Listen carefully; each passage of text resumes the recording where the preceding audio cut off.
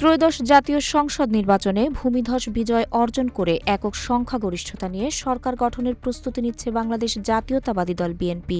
২৪-এর গণ অভ্যুত্থান পরবর্তী এই প্রথম নির্বাচনে দলটির ওপর জনগণের প্রত্যাশা পূরণের চাপও সবচেয়ে বেশি।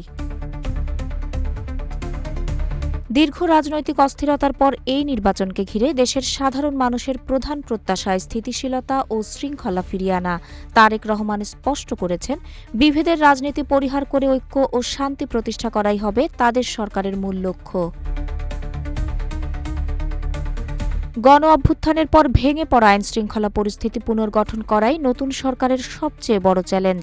পুলিশ বাহিনীকে কার্যকর ও আস্থাশীল করে তোলা এবং মব জাস্টিস বা দলবদ্ধ বিশৃঙ্খলা রোধ করা তাদের জন্য কঠিন হবে বলে মনে করেন মানবাধিকার কর্মীরা। দ্বিতীয় প্রধান চ্যালেঞ্জ হিসেবে অর্থনীতিকে ঘুরে দাঁড় করানোকে চিহ্নিত করেছে বিএনপি। ব্যাংক খাতের ভঙ্গুর দশা এবং বিনিয়োগের স্থবিরতা কাটিয়ে উঠতে রাজনৈতিক স্থিতিশীলতা ফেরানো অপরিহার্য। প্রধান বিরোধী দল হিসেবে সংস্কারের ইস্যুসহ বিভিন্ন বিষয়ে জামায়াত বিএনপিকে চাপে রাখার চেষ্টা করবে বলে ধারণা করা হচ্ছে। এদিকে নিষিদ্ধ বা রাজনীতি থেকে দূরে থাকা আওয়ামী লীগ ভবিষ্যতে সক্রিয় হওয়ার চেষ্টা করলে নতুন সরকার তাদের কতটা জায়গা দেবে তা নিয়েও রয়েছে জনমনে প্রশ্ন। জুলাই-আগস্ট গণ অভ্যুত্থান চলাকালীন সংঘটিত হত্যাকাণ্ডের সুষ্ঠু ও নিরপেক্ষ বিচার নিশ্চিত করার বিষয়টি নতুন সরকারের কার্যতালিকায় প্রথম স্থানে রাখার মত সাধারণ মানুষের।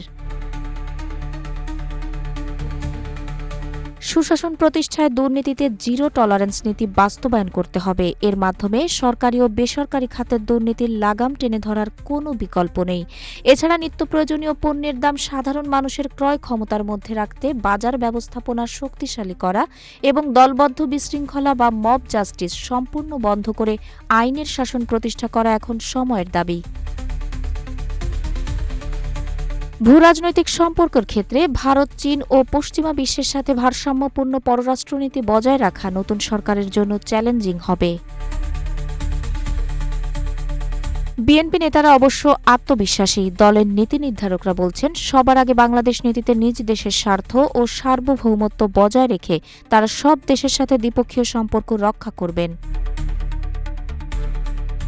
তাহেরা আক্তার, রূপালী বাংলাদেশ।